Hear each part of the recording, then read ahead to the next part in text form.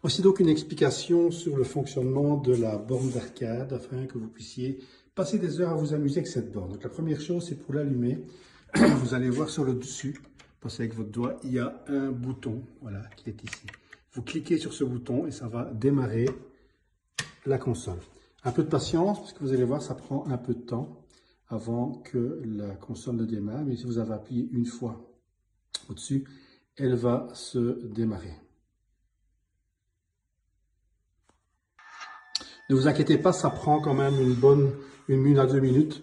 Donc l'écran va rester un peu lent. Ne paniquez pas, si vous avez appuyé, voilà, 1 à 2 minutes, l'écran va démarrer comme ceci.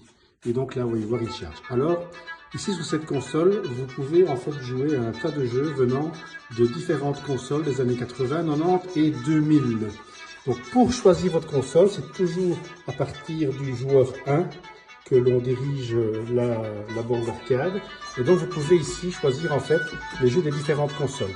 Donc vous avez la FB Neo et chaque fois vous voyez le nombre de jeux qui sont disponibles. Vous avez la Nintendo, la Game Boy, Super Nintendo, Sega, la Mega Drive, la Dreamcast, la Neo Geo qui est celle qui a le plus de jeux. Elle a 221 jeux. Il y a la PlayStation, mais elle n'a que 2 jeux, mais c'est les plus joués, les plus connus. Et là, vous pouvez aussi afficher tous les jeux. Donc, par exemple, ici, je vais prendre la Neo, voilà, qui a 1987 jeux.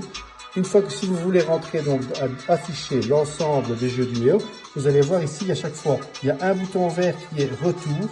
Et il y a un bouton ici sur lequel est marqué menu OK. Donc ça, c'est le OK. Donc si je veux afficher les jeux de la Neo, j'appuie ici sur le bouton OK. Et voilà, là, il m'affiche en fait tous les jeux. Et donc là, vous pouvez parcourir en fait tous les jeux et choisir le jeu auquel vous voulez jouer. Vous allez voir, il y en a pas mal. Et donc, une fois que vous avez choisi votre jeu, voilà, je sais pas, je prends celui-là par exemple, et bien vous faites de nouveau OK. Donc c'est très facile parce que c'est toujours le bouton OK.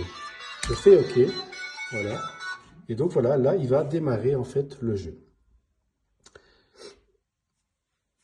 Toujours un peu de patience, rappelez-vous, ce sont des jeux des années 80, 90, 2000, c'est une bande d'arcade rétro. Alors là, vous avez passé à tous les jeux, mais il y a des jeux, vous voyez, où il indique Insert Coins, ça veut dire qu'il demande à rentrer des pièces. Et là, on a une touche que j'appelle ici crédit, qui est la deuxième, en partant de la gauche, c'est la deuxième, et vous cliquez simplement, voilà. Et alors là, en fait, il a ajouté un crédit au jeu afin de pouvoir jouer. Puis il vous indique bien, push one button, one player start button. Donc en fait, j'appuie sur le start.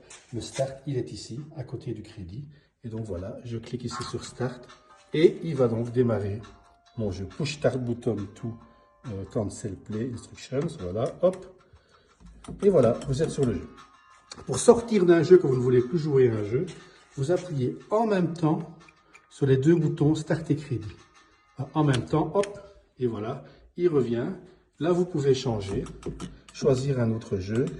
Back si vous voulez revenir au menu des différentes consoles. C'est très facile, vous avez à retenir menu, OK, back, start pour démarrer les jeux ou crédit si vous demande d'insérer les crédits. Une fois que vous avez fini de jouer, pour éteindre la console, eh bien, de nouveau, vous appuyez, quand vous êtes sur cet écran de choix des jeux, vous appuyez sur la touche menu. Non, pardon, back, vous appuyez sur la touche start, pardon. Voilà, donc pour arrêter le jeu, c'est la touche start qui se trouve ici. Et la touche start va vous amener sur le menu. Voilà. Et donc ici, vous faites simplement quitter. Et là, de nouveau, OK. Et vous faites simplement extinction rapide. OK.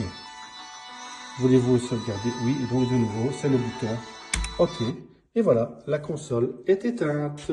Voilà tout ce qu'il y a à savoir. Évidemment, c'est le joystick 1 et le bouton 1 qui dirigent le jeu, mais vous pouvez jouer à deux dans les jeux où on peut jouer à deux. Et évidemment, là, à ce moment-là, le joystick de droite intervient aussi pour le joueur 2.